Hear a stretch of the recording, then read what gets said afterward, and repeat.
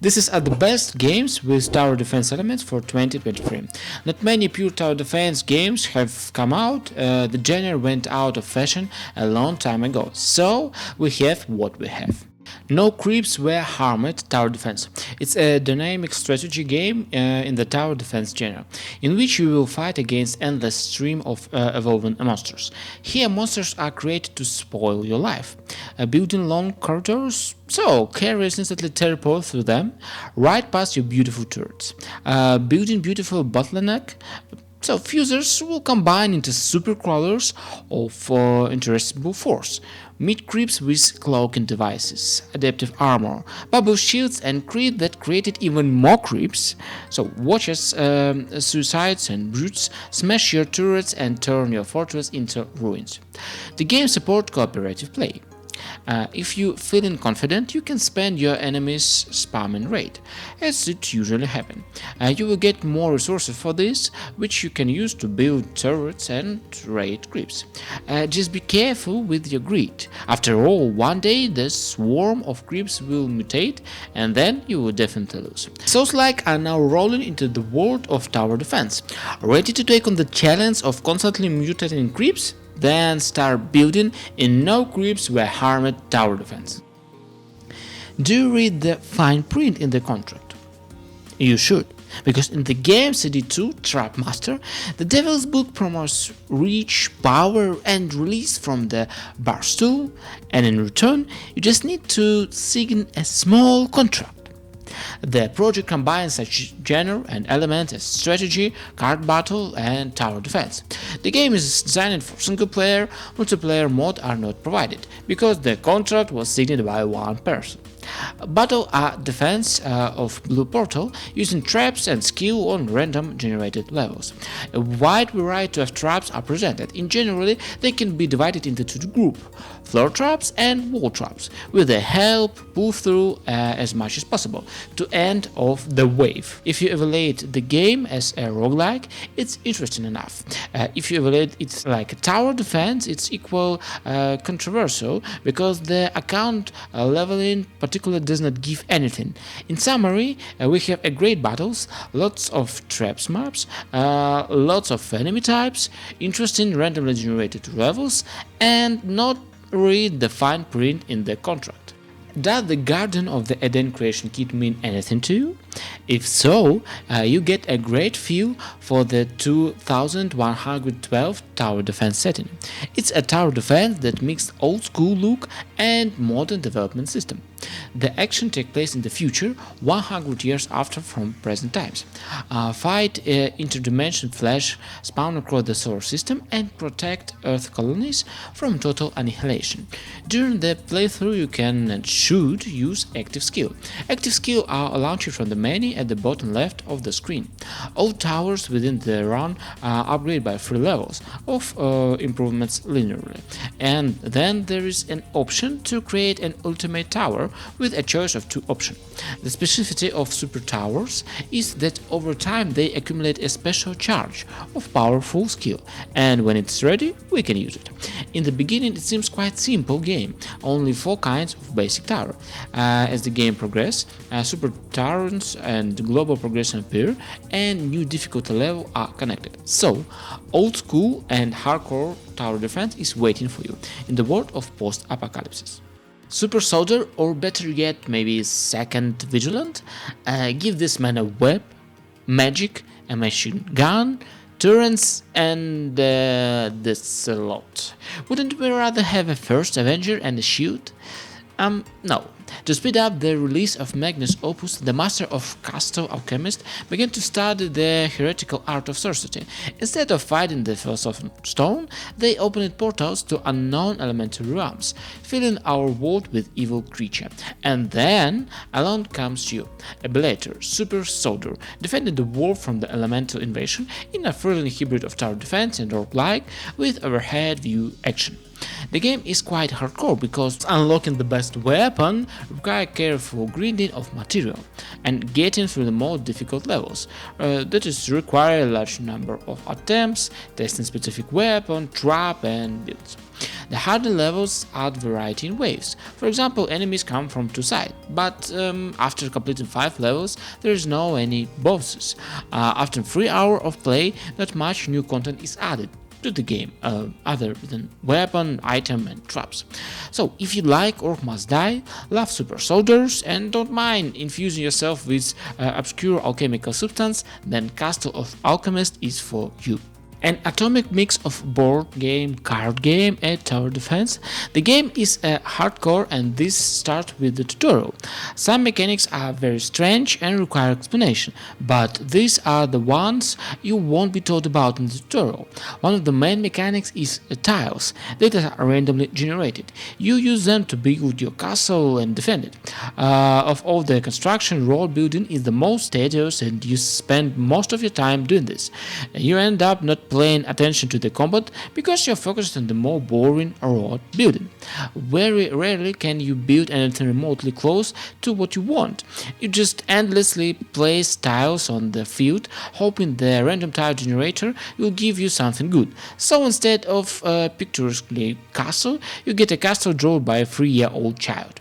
In general, the idea is very good. I immediately remembered Loop Hero, but after a while of playing, this association disappeared. Unusual tower defense which will not appeal to everyone. A game from the company 2D Dynamic Games. The project combines a genre as RPG, shooter and action. It seems to me that today the most original tower defense is a tower defense with no imperators. As for the plot, the remnants of humanity are struggling to survive without electricity and light. Dream of a better future are long dead, but a recently discovered mineral has brought a spark of hope. Lumen, a crystal with high energy power, may be the last chance for a struggling civilization. Scouts, brave miners are sent underground to a settlement near the Lumen deposits. More scouts keep joining this mission, but so far none have returned. It seems that the darkness of the undergrounds hold more than just natural riches. You can dive into the excavation either alone or in the company of a friend. The entire game environment is completely destructible. Two players in cooperative mode need to use explosives to dig up resources and, if possible, do not let the hot lava into the mine.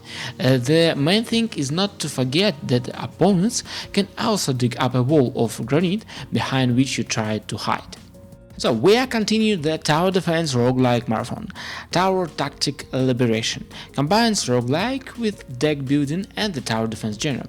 The player is it should be deploy towers, collect artifacts and use powerful spell to defend yourself from the Salcots. We make our way through a procedurally generated map with changing position to deploy the towers. Good and well through our tutorials, and the familiar mix of mechanics allow you to quickly get into the game. Build a deck from a wide range of tower and spells that complement each other to maximize your chance to success. In the course of defeating waves, it's possible to collect relic that will greatly improve your deck and give you new abilities or enhance existing interaction. But you have to sacrifice something in order to do that. Well, I hope you're ready to fight off the Salcots for freedom. Age of Darkness Final Stand. It's a real-time strategy game that tells the story of a fantasy world on the brink of destruction.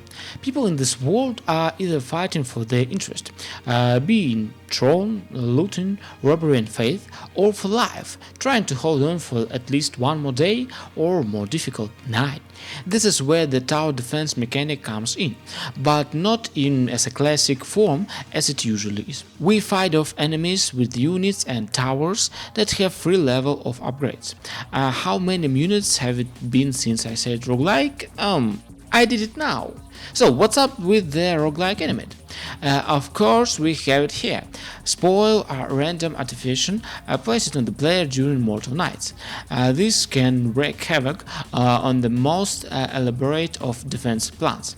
In turns, after surviving a mortal night, you will be able to choose one of 3 random blessings that will give your army a much needed advantage in battle.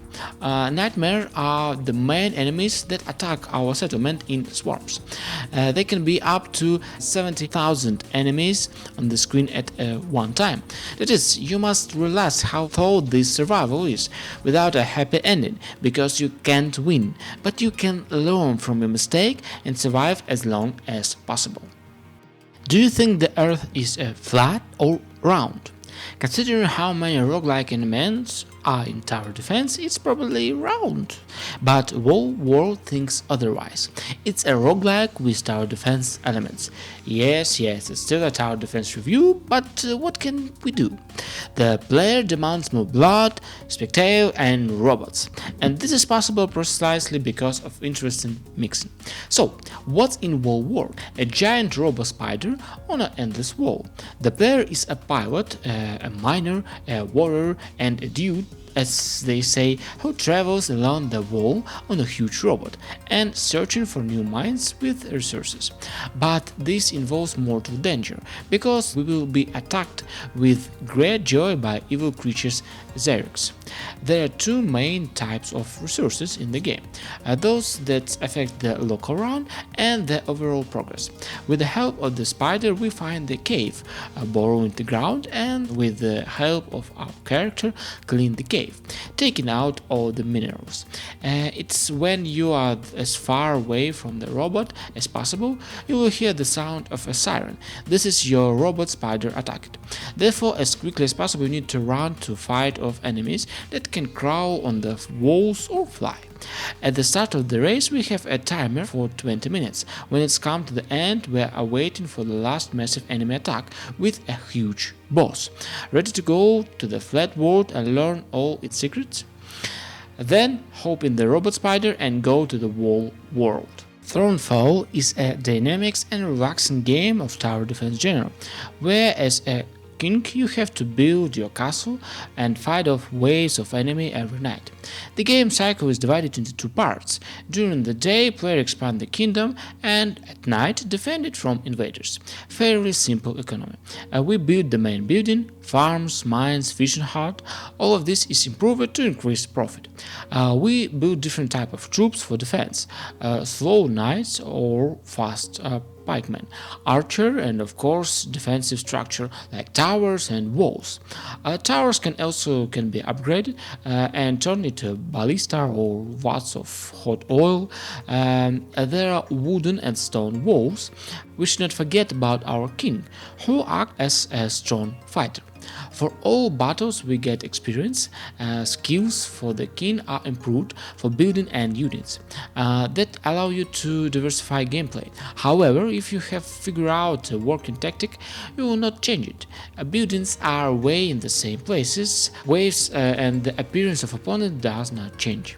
In summary, Thronefall is a nice representative of tower defense, with interesting graphic, not tense gameplay, which is not a pity to spend your time on.